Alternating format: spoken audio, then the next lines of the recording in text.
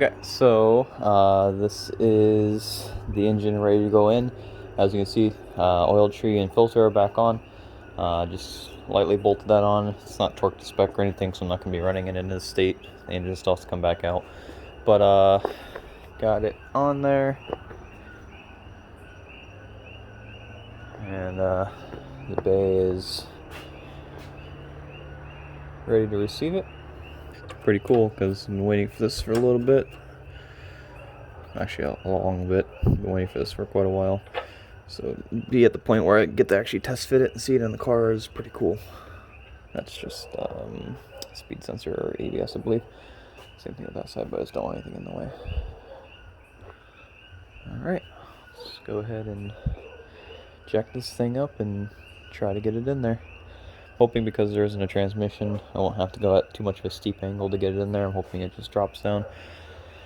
I don't have a tape measure on me. If not, I was going to measure the length of the motor and measure the opening to make sure that the engine can just go straight down without having to have it at like an angle or anything and then get it down.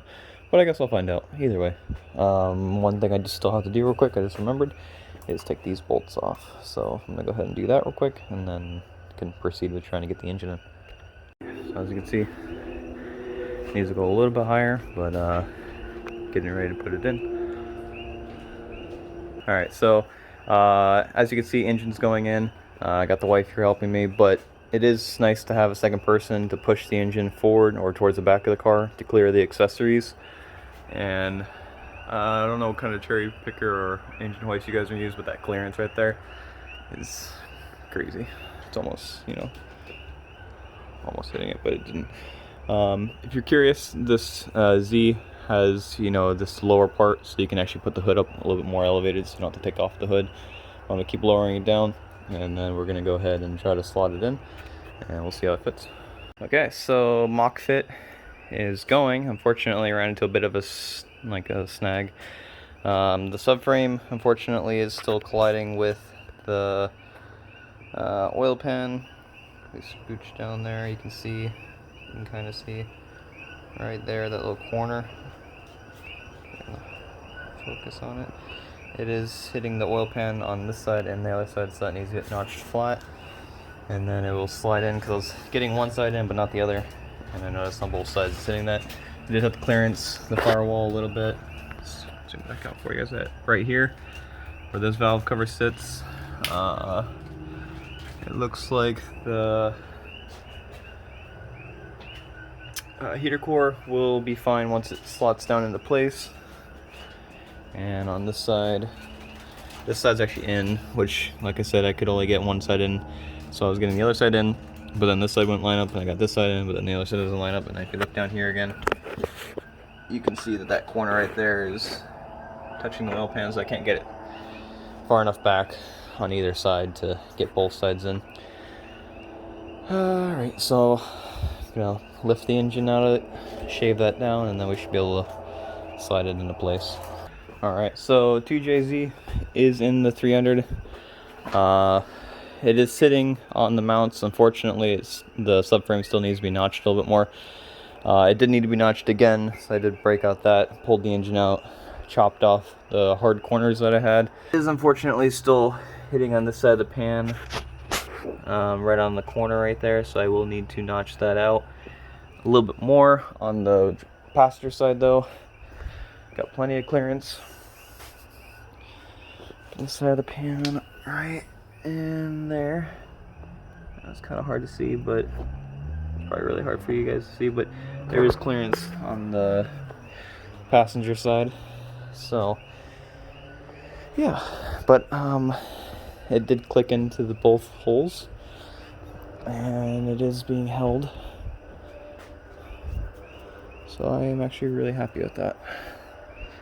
I do still have a little bit of tension on the hoist, just so it's not putting a lot of pressure on that subframe, because it's still not welded. But, just taking a step back and looking at it, it's 2JZ in the bay. Still need to go, once the subframe's cleared a little bit more, still needs to go down about probably almost an inch, and then can bolt it up and everything. But It's pretty good.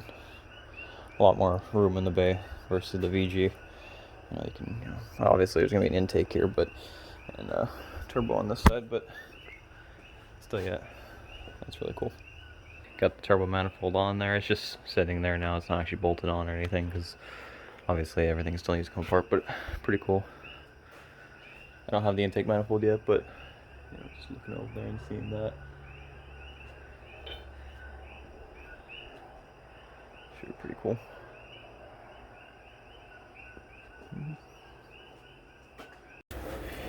Alright, so it is the next day after getting the engine in the car. I'm currently underneath it, and I'm checking out my clearance because I didn't really get underneath here very well last night. But as you can see, following up, that right there is against the oil pan on the subframe, so I need to shave the subframe back some more.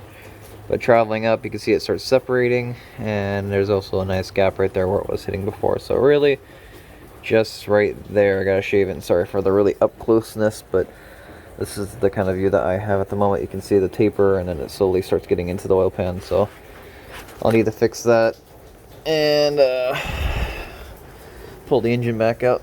Well, obviously it still needs to come back out, and this is the whole purpose of mock fitting, just to make sure all the clearances are good. I'm on a creeper at the moment, so I gotta stand back up, but push myself away. Yeah. I'm gonna probably bash in the firewall just a little bit more right on that crease right there, because it is touching the back of the valve covers. Also on this side, touching the valve covers. The PCV, or not PCV, the heater core line does technically have enough room, but I'd like it to be a little bit more, so I'm going to bang that in a little bit more too, just to get a little bit extra, you know, workable area on it.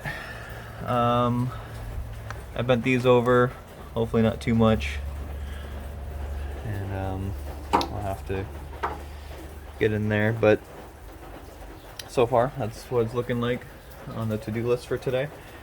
Gonna go ahead and hook it back up, yank it out of there, and start working away at it. But you know, so far